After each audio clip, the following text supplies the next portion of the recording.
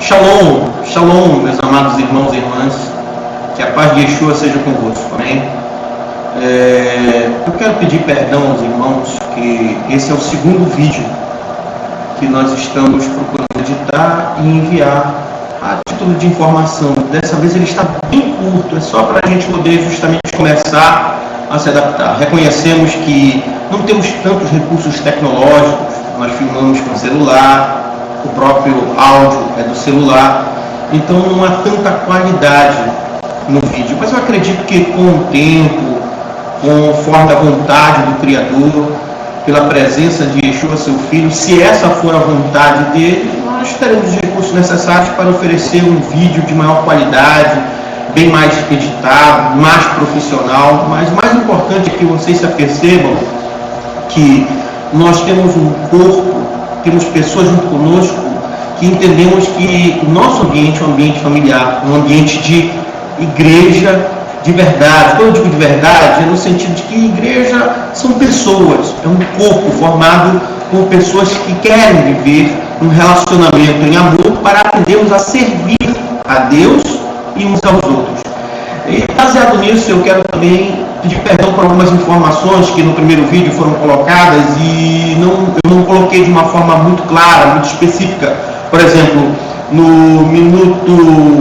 aos 12 minutos e 43 segundos, eu cito que eles tomaram vinho quando eles estavam no Egito, quando na verdade isso de fato não aconteceu. Segundo a própria história, segundo a arqueologia e os historiadores, o vinho ele foi muito posterior colocado na ceia, mas a primeira ceia, dentro da escrita, dentro da chamada Torá escrita, aquilo que foi escrito por Moisés, Moshe, não havia vinho. Se você ler lá em Êxodo 12, Shemot 12, não há vinho.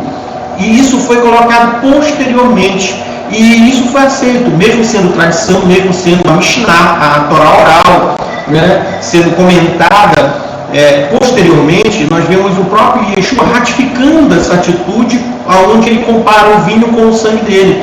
Então isso foi colocado posteriormente, e não naquele dia em que eles de fato fizeram o Seder de Pessah, ou seja, a ordem da Páscoa, não havia ainda vinho. Então isso acontece aos 12 minutos e 43 segundos.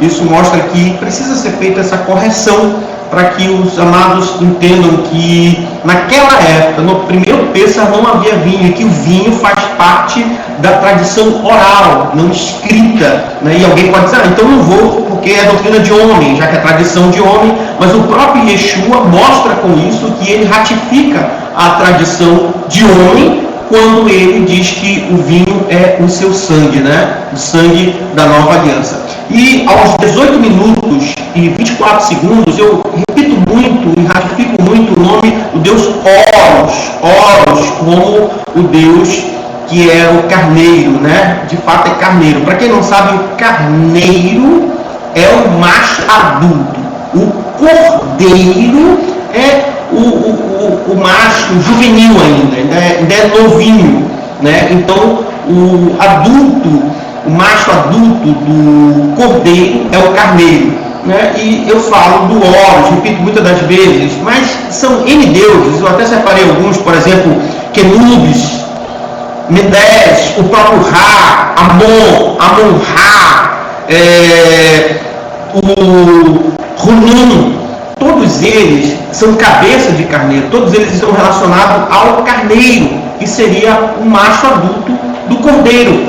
E nós vemos que havia um entendimento de que esses deuses também faziam parte dos deuses criadores, tanto do homem quanto da vida, da alma humana. Então havia um respeito muito grande. Então matar um carneiro, matar um cordeiro, seria romper com o sistema não só religioso, mas com o sentido de vida e de adoração do povo egípcio. Tinha que ter muita coragem. Então eu só quero ratificar isso do primeiro vídeo. Nesse segundo vídeo, apesar de ele estar curto, nós estamos falando um pouquinho de seita e tudo. Eu acredito que a partir do terceiro vídeo é que nós vamos ser mais escatológicos, Até porque a filmagem ela não está toda completa, porque o nosso desejo é apenas aguçar, fazer com que você tenha interesse de perceber que a festa da Páscoa, de todas as 7 festas do Senhor, é uma festa que abrange, assim como o Pêssar, o Sukkot, né, que é o tabernáculo, o Pêssar, a Páscoa, o Sukkot, tabernáculos, tem 8 dias. Quando você olha uma panorâmica e olha para a cosmovisão judaica da época, e olha para o que eles viveram na época, olha para o livro de Apocalipse e Revelação, você percebe que a Páscoa engloba todas as outras festas de uma forma direta e indireta, e leva você a perceber do quadro escatológico, desde as pragas do Egito, a saída do Egito, a caminhada do povo no deserto, e eles estarem distantes dos olhos de Faraó. Quando nós vemos isso em Apocalipse,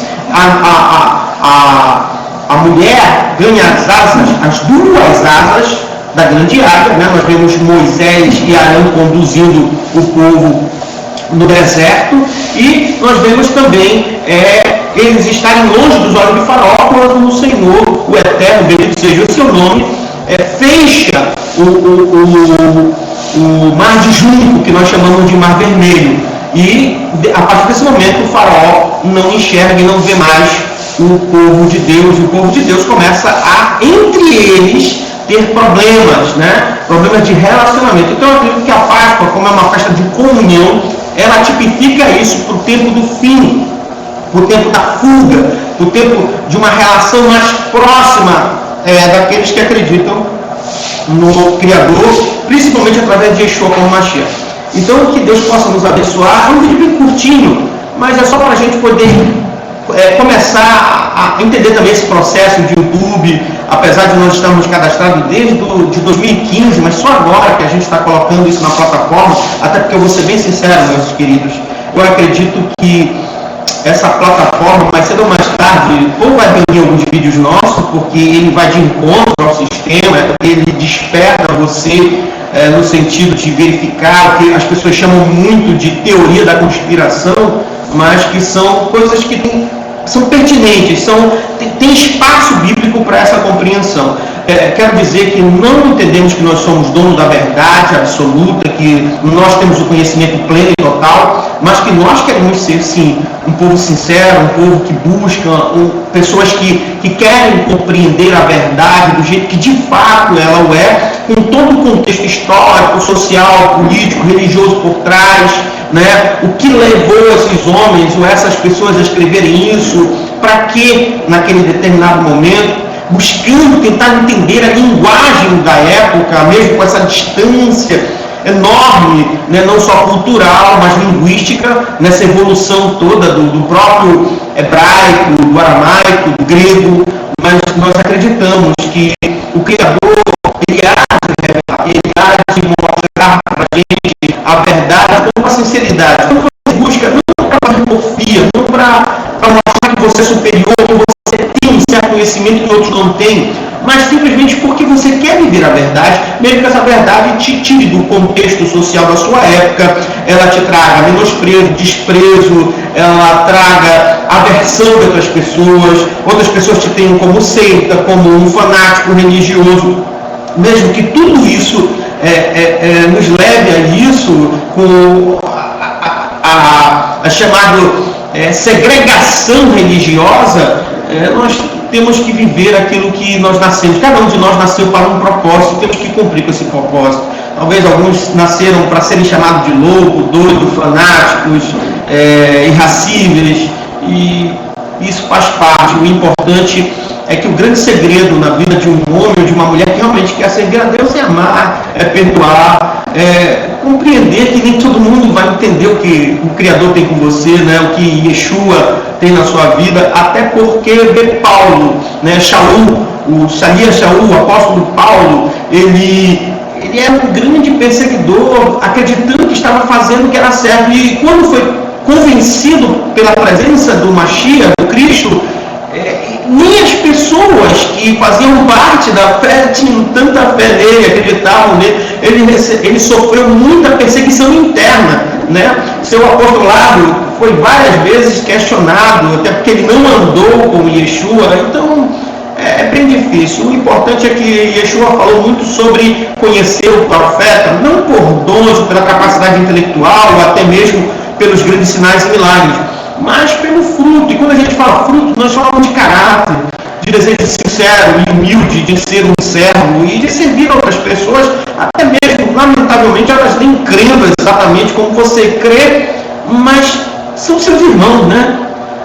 São pessoas que receberam uma determinada porção, né? E a gente tem que entender isso aí.